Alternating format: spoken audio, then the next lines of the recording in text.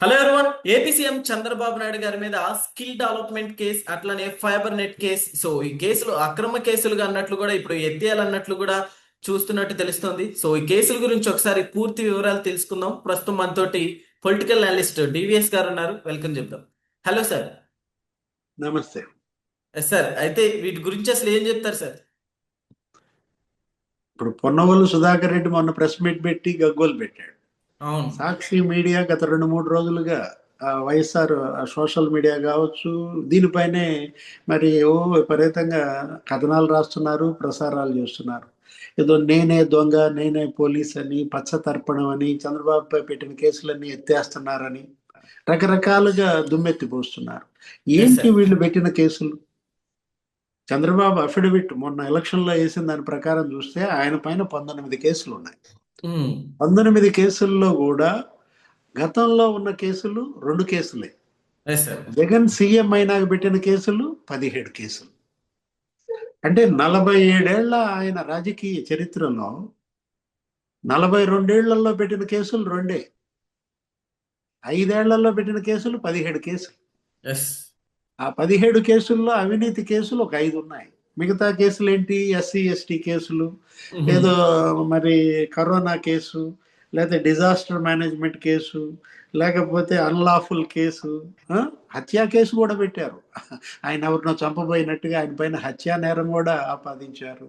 ఆయన పైన SC ST కేసులు పెట్టారు. అంటే కక్ష సాధింపుకి పరాకాష్ట. ఇప్పుడు గతంలో ఆయన పైన మరి 42 ఏళ్లలో 2 కేసులే ఉన్నాయి కదా. Yes sir. అవును. 42 ఏళ్లలో ఆ 2 కేసులు కూడా ఏంటి? ఒక కేసు ఆ Babli project case Maharashtra government పెట్టింది. అక్రమ ప్రాజెక్ట్ కడుతున్నారంటూ మొత్తం తెలుగుదేశం ఎమ్మెల్యేలు, ఎంపీలు ధర్మాబాద్ ముట్టడి అని చెప్పి ఆ మహారాష్ట్ర ముట్టడి పెడితే అప్పుడు అక్కడ ప్రభుత్వం పెట్టిన కేసు అది. ఒక కేసు ఏదో ఆళ్లగడ్డలో పెట్టిన కేసు. అంతే తప్ప చంద్రబాబుపై కేసులు కేవలం కక్ష సాధింపుకి జగన్మోహన్ రెడ్డి పెట్టిన కేసులు. ఇప్పుడు ఈ అవినీతి కేసులు మీరు అన్నారు, ఫైబర్ నెట్ కేసు. చంద్రబాబు హయాంలో ఫైబర్ నెట్ లో అవినీతి జరిగిందా? నీ హయాంలో ఫైబర్ నెట్ లో అవినీతి జరిగిందా? ఇలాంటి కేసులు ఎన్ని ఉన్నప్పటికీ కూడా చంద్రబాబు నాయుడు గారిని ఏమి చేయలేవంటే ఏమంటారు సార్? ఇప్పుడు ఒకటి మనం చూసాము రామ్ గోపాల్ వర్మ, అతను ఏదో సినిమాలు తీస్తే ఆ సినిమాలను కూడా నువ్వు ఇక్కడ వేసి ఆయనకి ఏదో డబ్బులు మరి ప్రజాధనం ఆయనకి ఇచ్చారని కదా ఆ రోజు ఆరోపణలు. ఫైబర్ నెట్ కేసు జగన్ హయాంలో స్కామ్, చంద్రబాబు హయాంలో స్కామ్ కాదు. అప్పుడేంటి? ఫైబర్ నెట్ 199 రూపాయలకే ఇంటింటికి ఇచ్చారు. నువ్వు వచ్చిన తర్వాత దాన్ని 599కి పెంచావు. 199 రూపాయలకి మరి ఇంటింటికి ఇవ్వటం అవినీత, 599కి పెంచడం అవినీత. అప్పుడున్నది ఉద్యోగులు 120 మందే, నువ్వు ఆ ఉద్యోగుల్ని 1150కి పెంచావు. 120 మంది ఉద్యోగులతో పని చేయించడం అవినీత, 1200 మందితో ఉద్యోగులతో పనిచేయించడం అవినీత. ఆ 1000 మంది జీతాలు ఏమయ్యాయి? ఏది అవినీతి? అప్పుడు చంద్రబాబు హయాంలో జీతాలకైన ఖర్చు 40 లక్షలు, నువ్వు 4.5 కోట్లు నెలకి 4 లక్షల జీతం ఇవ్వడం అవినీత, నెలకి 4.5 కోట్లు ఇవ్వడం అవినీత.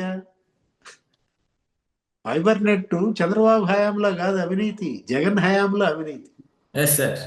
7 లక్షల కనెక్షన్లు ఎందుకు పడిపోయాయి? ఎందుకు కాదు? అంటే బ్రహ్మాండంగా నడిచేటువంటి ఫైబర్ నెట్ ని కుప్పకూలేటట్టు చేసింది ఎవరు? జగన్మోహన్ రెడ్డి కాదు. ఇంకా అదేమంటే స్కిల్ డెవలప్మెంట్ కేసు అంటాడు. నిన్న పొన్నవోలు సుధాకర్ రెడ్డి మాట్లాడుతూ నేనే వాదించాను అంటాడు. అంటే లేని కేసుకి, జరగని అవినీతికి తప్పుడు కేసులు పెట్టి ఆయన్ని జైల్లో పెట్టారు. 52 రోజులు జైల్లో పెట్టారు. ఏంటి ఆ స్కిల్ డెవలప్మెంట్ కేసు? 3000 కోట్లు అన్నాం, తర్వాత 300 కోట్లు అన్నాం, తర్వాత 30 కోట్లు అన్నాడు, తర్వాత 3 కోట్లు అన్నారు. 000 కొట్టేసుకుంటూ వచ్చారు. చివరికి అది జిఎస్టీ ఎగేసిన కేసు అని థర్డ్ పార్టీ ఎక్కడో జిఎస్టీ ఎగేస్తే అక్కడ ఎవరో కేసు పెడితే దాన్ని పట్టుకుని కొండందవి ఎలికను కూడా పట్టలేకపోయారు కదా. ఇప్పుడు ఆ స్కిల్ డెవలప్మెంట్ పొందినటువంటి విద్యార్థుల తల్లిదండ్రులే ఆ రోజు బయటకు వచ్చి చెప్పారు. ఏమని?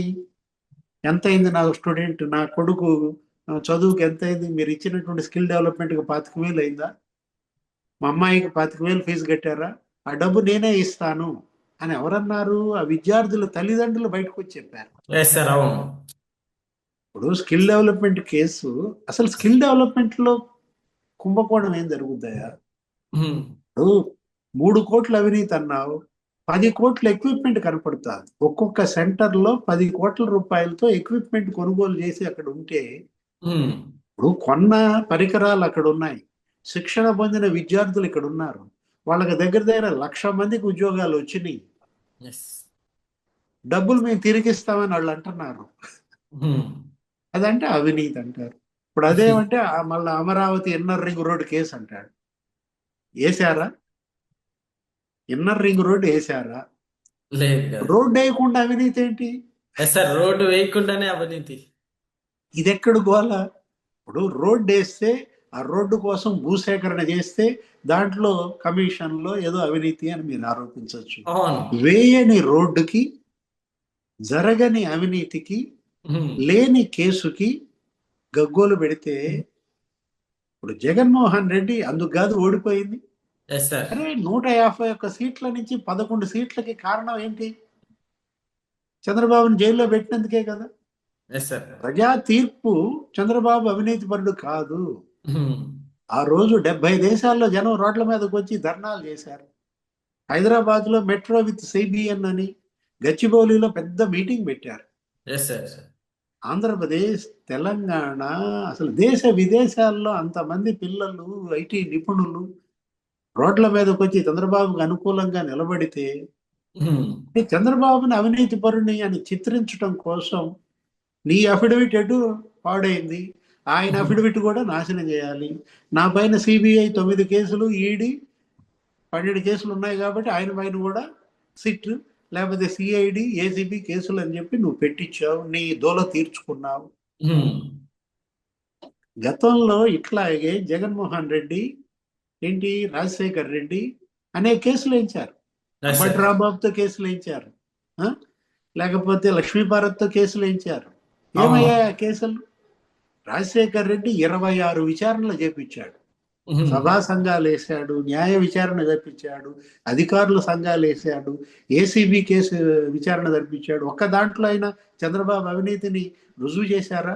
లేదు సార్. సుప్రీంకోర్టు తిట్టింది. అవును. విజయమ్మతో కూడా ఇతను కేసు వేయించాడు జగన్మోహన్ రెడ్డి, 2,345 పేజీలతో కేసు వేయించితే సుప్రీంకోర్టు ఏమంది? మీ కక్ష సాధింపుకి న్యాయస్థానాలను వేదికలుగా చేసుకోవద్దా? ఉమ్, ఏదో ఎక్సైజ్ కేసు అంటారు. అప్పుడు Yes, ఉమ్మడి sir. రాష్ట్రంలో ఆయన సీఎంగా ఉన్నప్పుడు, తుమ్మల నాగేశ్వరరావు ఎక్సైజ్ మంత్రిగా ఉన్నప్పుడు ఎక్సైజ్ కేసు అంటే ఆ రోజు కోర్టు ఏమంది?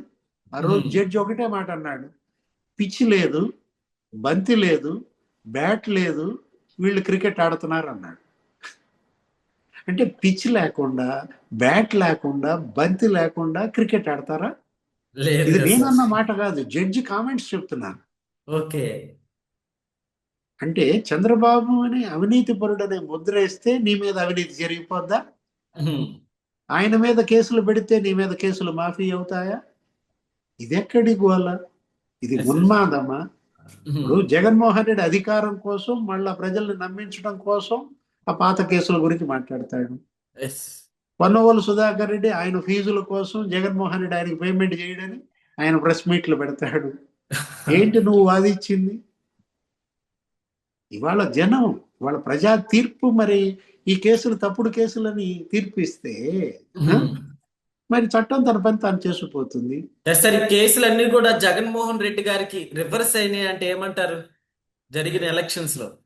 ప్రజా తీర్పే రివర్స్ అయింది కదా. Yes. 151 సీట్లు 11కు పడిపోయాయి. ఉమ్, అయినా అతని బుద్ధి మారకపోతే ఈ పొన్నవోలు సుధాకర్ రెడ్డి ఇంకా జగన్మోహన్ రెడ్డి ఎంత పతనం చేస్తాడు? ఇది పతనానికి పరాకాష్ట. ఉమ్, ఇక వదిలేడరా బాబు జగన్మోహన్ రెడ్డిని, వీడిని ఎవరికైనా చూపిండ్రా బుజ్జి అని అంటారు ఏదో సినిమాలో. Yes sir. ఎవరికి చూపించాలి? ఇప్పుడు జగన్మోహన్ రెడ్డిని ఎవరికి చూపించాలి, పొన్నవోళ్ళని ఎవరికి చూపించాలి? ఆ? Yes sir. అయితే ఇప్పుడు చంద్రబాబు నాయుడు గారి మీద పెట్టిన ఈ కేసులు అసలు అక్రమ కేసులని అందరికీ తెలుసు సార్. అయినప్పటికీ ఇప్పుడు జగన్మోహన్ రెడ్డి గారి నెక్స్ట్ స్టెప్ ఎలా ఉంటుంది అంటే చంద్రబాబు నాయుడు గారి మీద? ఇంకా ఆయన స్టెప్ ఏముంటది? ఆయన స్టెప్ ఇక జైలుకే. ఓకే. తనెటు జైలుకి వెళ్లాల్సి వస్తుందన్న భయంతోనే ఈ విధంగా ఈ గగ్గోలు పెడుతున్నారు అనమాట. ఇప్పుడు ఆ లిక్కర్ కేసులో అరెస్ట్ అవుతాడా, ఎస్ సార్. అవును. కల్తీ నెయ్యి కేసులో అరెస్ట్ అవుతాడా, పరకామణి కేసులో అరెస్ట్ అవుతాడా? ఇప్పుడు అటు సుబ్బారెడ్డి కల్తీ నెయ్యి కేసులో, భూమన కరుణాకర్ రెడ్డి ఈ పరకామణి కేసులో, చెవిరెడ్డి భాస్కర్ రెడ్డి, మిథున్ రెడ్డి, మరి ఇప్పుడు వాళ్ళు సునీల్ రెడ్డి అంటున్నారు ఎస్ సార్. లిక్కర్ కేసులో. ఉక్కిరి బిక్కిరి అయిపోతున్నాడు పాపం జగన్మోహన్ రెడ్డి. అందుకే ఈ ఉన్మాదపు వ్యాఖ్యలు అనమాట. Okay. Okay sir. Thank you. నమస్తే.